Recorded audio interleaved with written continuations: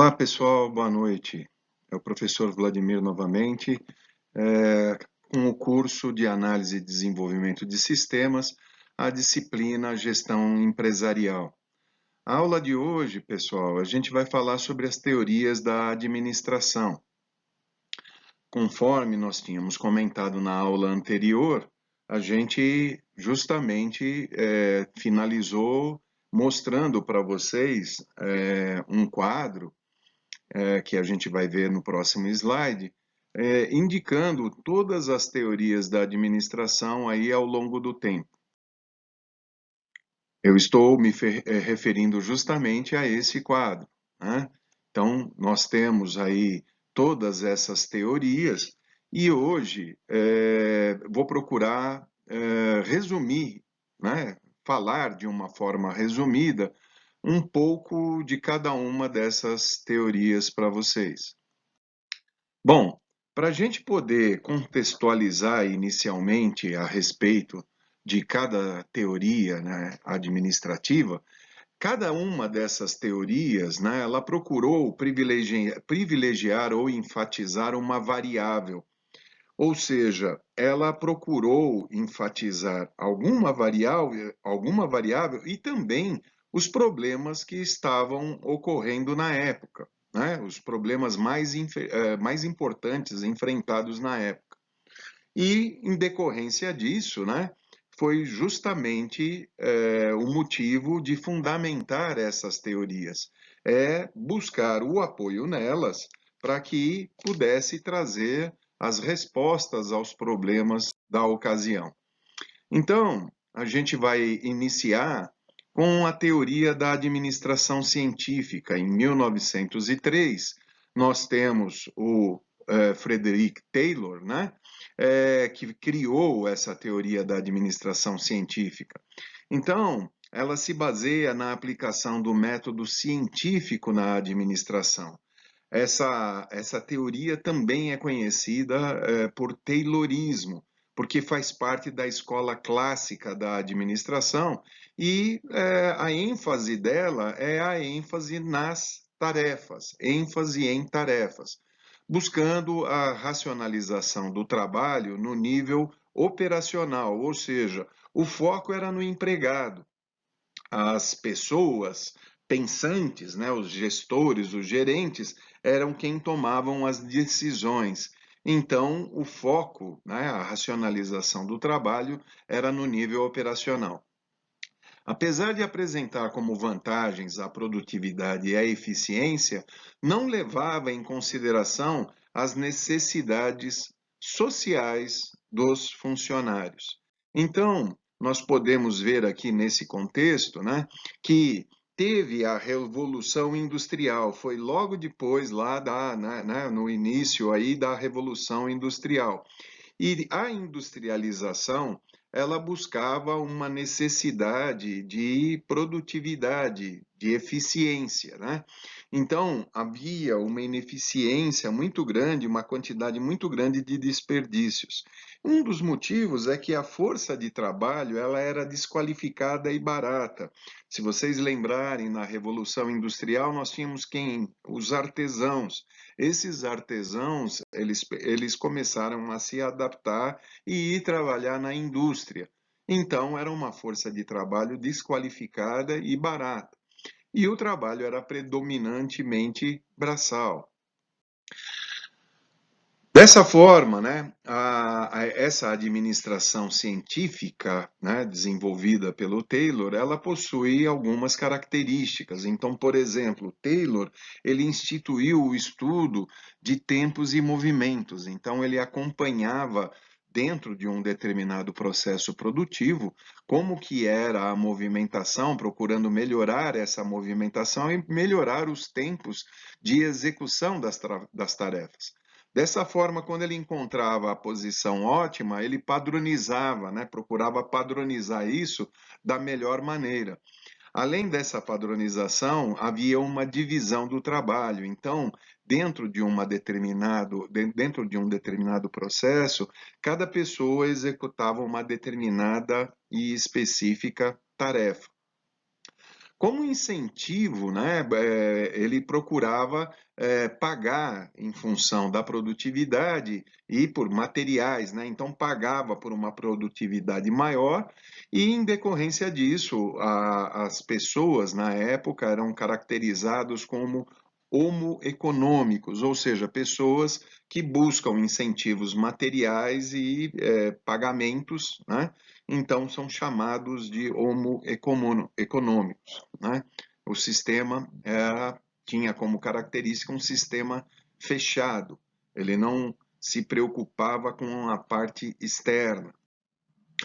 Então, a administração científica, ela apresentava alguns problemas. Eles não consideravam as forças externas, o ambiente externo, as concorrências, não era baseada em pressuposto materialista e gerava alienação do trabalhador, porque o trabalhador, como eu falei, ele era um homo econômicos, ele se preocupava por aspectos materiais e salário.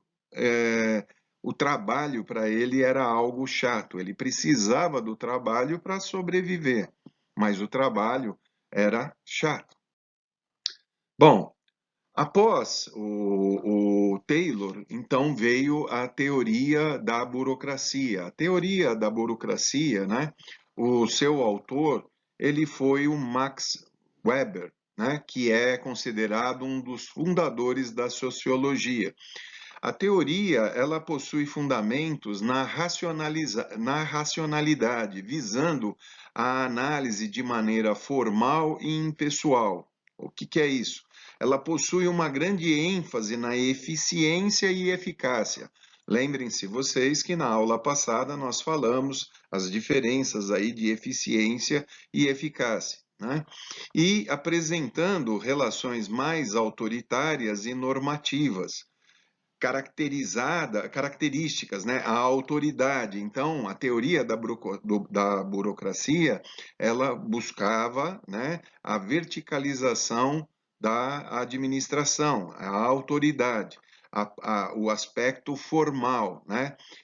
A impessoalidade, a hierarquia e a divisão do trabalho. Então, essas eram as características da teoria da burocracia. Existia toda uma documentação descrevendo todas essas fases, essas passagens, para que as pessoas pudessem desenvolver as suas atividades, os seus trabalhos. Na teoria clássica de 1916, nós temos Fayol, lá na França, né? Logo após o advento da Revolução Industrial, então o Henri Fayol ele desenvolveu essa teoria clássica, onde a ênfase é na estrutura organizacional. Então, enquanto Taylor focava a tarefa, o Fayol buscava a estrutura organizacional, né, pela busca da máxima eficiência e pela visão do homem econômico também. Então, os princípios fundamentais eram a divisão do trabalho, autoridade e responsabilidade. Unidade de comando, unidade de direção, disciplina, a remuneração, interesses gerais, centralização, sempre focando lá a hierarquia, ordem, a equidade, estabilidade, iniciativa e espírito de equipe. Então, essa é a teoria clássica. Bom, no próximo slide, nesse slide, a gente tem a teoria das relações humanas, né? Em 1932, Elton Mayo, né, teve origem nos Estados Unidos. Então, lembrando, a primeira teoria de Taylor começou nos Estados Unidos, depois teve Max Weber, depois teve Fayol na França, e agora nos Estados Unidos, novamente, Elton Mayo, né? Ele, em função do resultado de uma experiência em Hawthorne, né? Era uma empresa e eles fizeram uma pesquisa, um estudo, né, liderado por Elton Maio, onde eles estavam avaliando o quanto que a iluminação fabril influenciava nas pessoas. Só que aí, nessa avaliação, tendo áreas mais iluminadas ou menos iluminadas, eles verificaram que, na realidade, o pessoal ele estava sendo mais produtivo, independente de ter mais iluminação ou menos iluminação. E ele não estava entendendo, eles não estavam entendendo muito bem por que que isso estava acontecendo.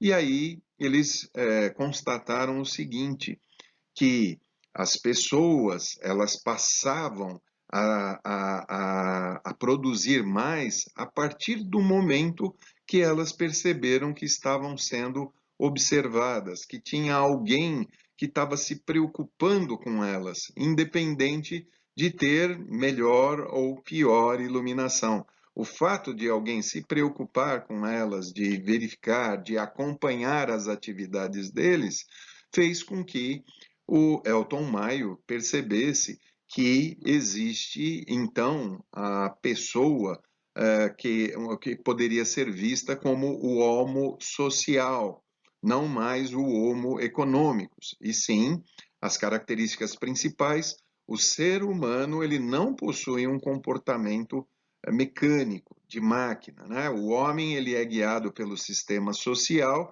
e possui necessidades de segurança, afeto, aprovação, e isso fez com que essa teoria demonstrasse que as pessoas focavam esse aspecto social. Então, nesse slide, a gente consegue ver que as teorias administrativas da abordagem clássica, a gente tem lá a administração científica, né, com o foco nas tarefas do Taylor. Na sequência, a gente viu também a teoria clássica, com foco na estrutura do Fayol, né? Aí vimos também a teoria da burocracia com Max Weber no foco na estrutura também, e agora acabamos de ver a teoria das relações humanas, né? O foco é na pessoa, desenvolvido aí por Elton Maio.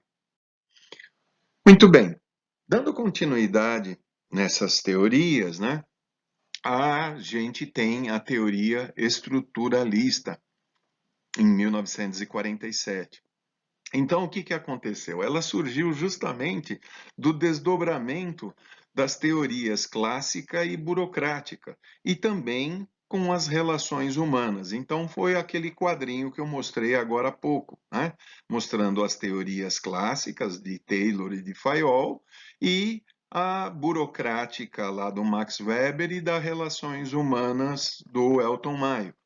Então, esse desdobramento, o principal objetivo é o de interrelacionar a organização, que são sistemas abertos, com o seu ambiente, que é o contexto externo. Então, não é focar somente na empresa e olhar só para dentro dela, e sim avaliar o contexto externo.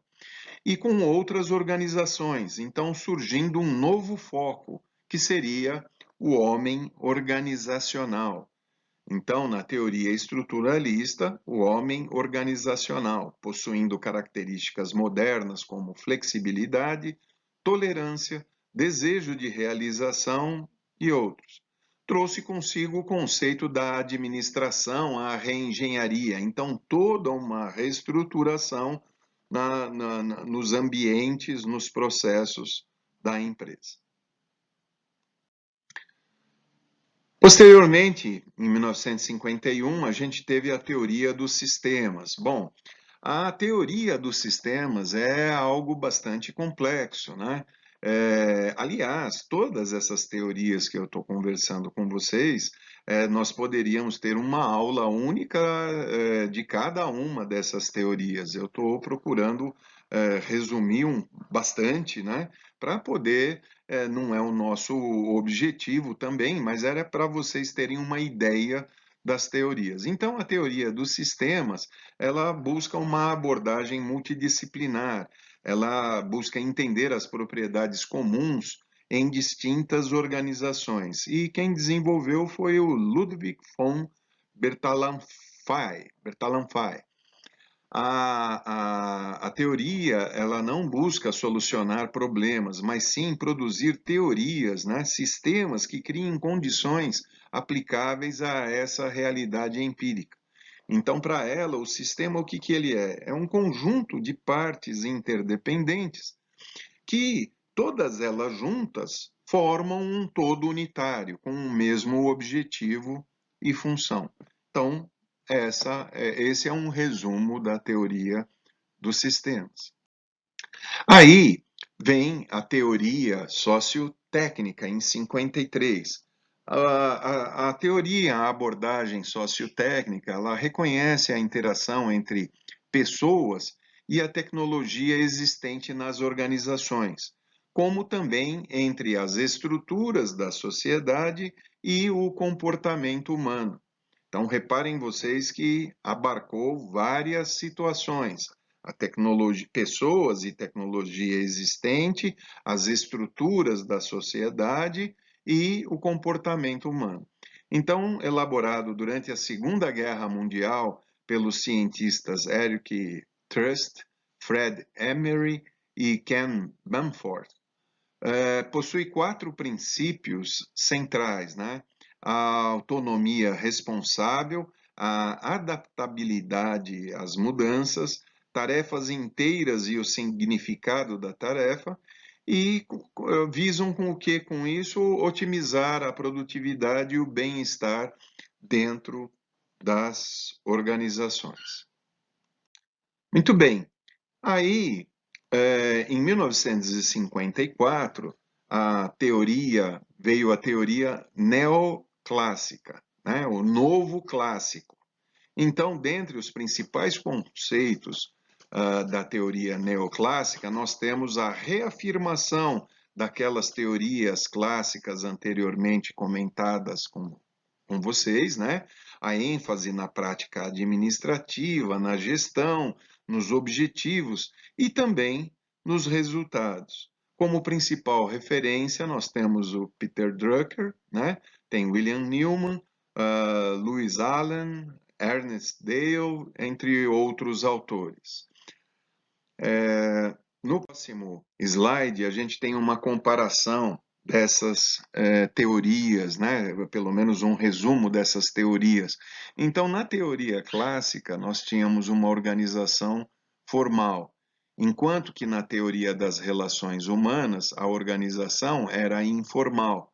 Nessa teoria neoclássica, a organização ela é formal e informal. Na clássica, a estrutura formal como conjunto de órgãos, cargos e tarefas. Nas de relações humanas, o sistema social com conjunto de papel social. E na neoclássica, então, é um sistema social com objetivos a serem alcançados de forma racional. Na teoria clássica, a engenharia humana e a engenharia de produção eram focadas, né? Na teoria das relações humanas, a ciência social era aplicada, enquanto que na teoria neoclássica, a técnica social básica é aplicada. Na clássica, nós tínhamos o homo econômicos, que nós falamos aqui, uma pessoa que buscava a parte material, buscava a parte salarial. No de relações humanas, nós explicamos que de econômicos ele passou para homem social. E na neoclássica é um homem organizacional e administrativo. Na teoria clássica, ser isolado que reage como indivíduo, né? Na de relações humanas, é um ser social que reage como um grupo, né, como equipe, né?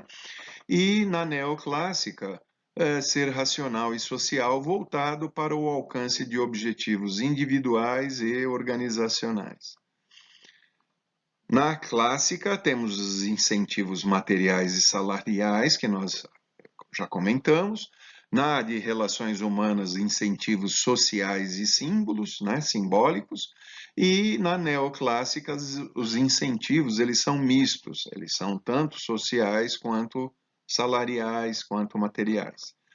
Máxima eficiência na teoria clássica, satisfação do operário que buscava na teoria das relações humanas, e na neoclássica, a eficiência ótima. Muito bem, isso já na fase de pós-guerra, né? Então, foram a teoria neoclássica. Aí, nós tivemos aqui também, em 57, a teoria comportamental. Então, o que acontece? Essa parte de comportamento, ou behavior do inglês, né? Behaviorista, chamada de teoria behaviorista, trouxe uma nova concepção dentro da teoria administrativa. Por quê? Ela veio como uma crítica aos princípios da teoria clássica e a teoria das relações humanas. Então, nós falamos agora mesmo, né, sobre teoria clássica, a teoria das relações humanas e a teoria comportamental, ela veio justamente criticar aspectos dessas teorias. Então, apesar dela ser decorrente, né, apesar dela ser decorrente da teoria das relações humanas, justamente ela advém daí, né? Mas ela oferece uma visão do comportamento inserido no contexto organizacional. Então, como características, a gente tem a ênfase na pessoa, a preocupação com o comportamento organizacional e os processos de trabalho. Focando isso, o estudo sobre motivação humana, que é a teoria de Maslow, que comenta sobre um desses aspectos, né? E aí a gente vai conversar sobre essa teoria de Abraham Maslow, né? A teoria do Abraham Maslow, ele estudou as necessidades humanas primárias e secundárias e as dispôs numa hierarquia de 5 grupos, né? Então, tem as necessidades básicas de segurança, sociais, autoestima e autorrealização dentro dessa pirâmide. E o que ele coloca? Que somente quando o nível inferior ele está satisfeito é que o nível mais elevado surge no comportamento da pessoa. Então, as minhas necessidades básicas, quando elas são atendidas, aí eu começo a focar as necessidades aí de segurança. Aí, atendendo as de segurança, eu vou para as sociais e assim por diante. Entretanto, nem todos conseguem chegar lá à autorrealização, que seria o topo. Então, o que acontece? Dentro da pirâmide, como eu falei, nós temos as necessidades básicas lá, que seriam as fisiológicas, respiração, comida, água, sexo, sono. Então, nós temos essas necessidades. Aí a de segurança, segurança do corpo, no emprego, recurso, na família, saúde, são aspectos da segurança. Depois de amor e relacionamento, depois de estima, autoestima, confiança, conquista, até chegar em realização pessoal, que é a moralidade, criatividade, solução de problemas e outros. Muito bem. Aí, dentro dessa avaliação, como eu falei para vocês, que da teoria de Maslow que ele fez no aspecto comportamental das pessoas, tem também um outro, que é o Frederick Herzberg, né? O Frederick Herzberg, ele complementa a teoria de Maslow, evidenciando que quanto mais se sobe na hierarquia dessas necessidades, maior é a importância dos valores motivacionais. Quanto mais estamos na base, mais importam os fatores higiênicos. À medida que a gente vai subindo, mais os valores motivacionais. E aí, Isso baseado em vários estudos, né, que ele fez. E aí ele criou, nós temos aqui um comparativo entre Maslow e Herzberg, né? Mostrando lá o modelo de Maslow, que é a pirâmide dele lá, né? Ou aquele triângulo que a gente está vendo aí agora chapado, né? Que são as necessidades fisiológicas, segurança social, estima e autorrealização, aonde estão divididos lá cada um deles, e nós comentamos no slide anterior. E o modelo de Herzberg, ele fala justamente, as duas primeiras são os fatores higiênicos e os três superiores seriam os fatores motivacionais. Então, os higiênicos é a parte de salário, a vida pessoal, as condições físicas, depois supervisão técnica, segurança no cargo, depois, nos motivacionais, ele coloca já as relações interpessoais, a supervisão. Depois, ele sobe para a realização, o status. E, por último, a responsabilidade, o progresso e o crescimento. Então, dentro desse modelo de Herzberg, ele confirmou lá a teoria de Maslow. Além do trabalho dos dois no aspecto comportamental das pessoas, nós temos também Douglas MacGregor, né, que dentro das funções da administração, dentro da direção, ele estudou, né, dois estilos opostos e antagônicos de administrar, trazendo grande contribuição para o estudo do comportamento humano. Então, quais são essas duas formas de avaliar? Então, McGregor ele colocou o comparativo da teoria X e Y, e como eu disse, uma antagônica à outra. Então, a administração pela teoria X, ela foca a vigilância e fiscalização das pessoas. Na teoria Y, autocontrole e autodireção. Reparem que são dois aspectos bem distintos, e assim por diante em cada um deles. Enquanto na X, desconfiança das pessoas, na Y, confiança. Enquanto no outro tinha imposição, regras e regulamentos, na Y, liberdade e autonomia. E assim por diante, cada uma delas, né? Isso são as teorias X e Y, né, da administração, evidenciadas por McGregor. Muito bem. Aí, em 62, a gente teve a teoria do desenvolvimento organizacional, né? Então, o desenvolvimento organizacional é um desdobramento prático e operacional da abordagem comportamental que nós falamos agora. Leland Bradford, que indica a teoria como a fusão de duas tendências nas organizações: o estudo da estrutura e o estudo do comportamento. Então, pega lá a estrutura e o comportamento e coloca como característica o processo grupal, a orientação sistêmica abrangente, a orientação contingencial, retroação de dados, solução de problemas e a interação. Além do desenvolvimento que nós vimos agora, tem também a teoria da contingência, né? A teoria da contingência é o ramo que enfatiza a relatividade. Então, é como se fosse a teoria da relatividade, ou seja, não existe nada de absoluto nas organizações ou na própria teoria administrativa. Então, o estudo do Chandler, do Burns e do Stalker, eles focavam, né, que são autores dessa teoria contingencial, eles focavam nesse aspecto, que não existe nada absoluto, né? As coisas são relativas, né? E que têm que ser adaptadas a cada situação. Ah, sim, ela tem ênfase no ambiente e na tecnologia. Bom, a partir disso, né, novas abordagens de teoria. Então, vocês estão vendo que nós estamos falando de teorias do século XX, né?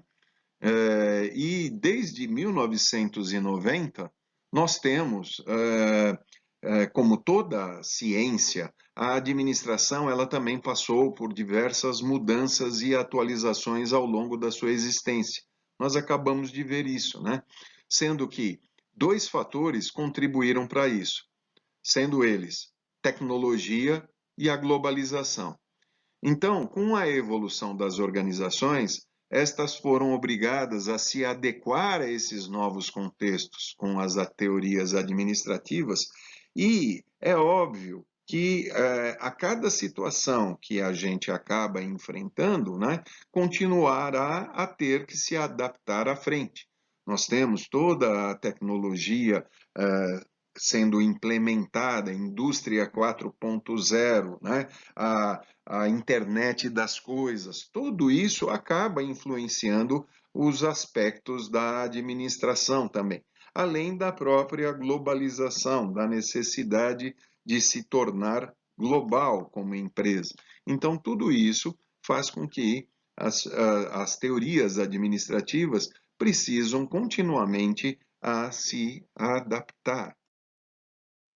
Dessa forma, né, a gente vai concluindo, né, que na medida que a gente tem novos problemas, como eu acabei de falar, né, e situações, a ciência da administração com essas teorias, ou até mesmo outras que possam vir a aparecer, né, elas precisam se adaptar, elas têm que ser úteis e aplicáveis nas organizações.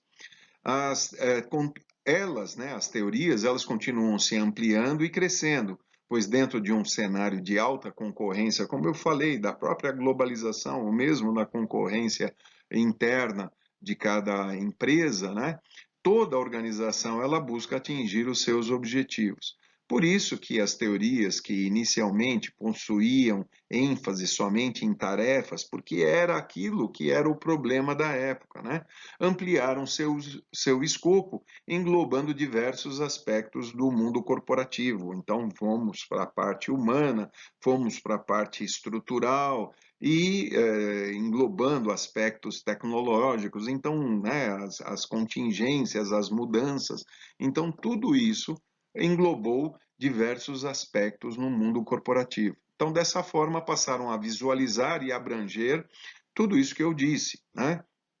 Estrutura, ambiente, comportamento, desenvolvimento, e uma vez que o mundo globalizado mostrou que é necessário ter adaptabilidade, né, às mudanças e transformações. Bom, pessoal, como referência, vocês têm aqui alguns materiais que eu relacionei, e além das referências, eu gostaria de convidá-los, né, a participar do fórum com suas dúvidas, né? As suas dúvidas podem ser também de outros colegas de classe. Porém, se vocês não as tiverem, porque o fórum vai ser dúvida com relação à aula, né? Se vocês não tiverem dúvida, participem, dizendo que não as têm. E se tiverem a dúvida, coloquem lá, que assim que for possível, eu vou buscar respondê-los. Tá? Um abraço, deem continuidade lá no Moodle, né? Acompanhando as outras atividades aí. Obrigado. Até a próxima.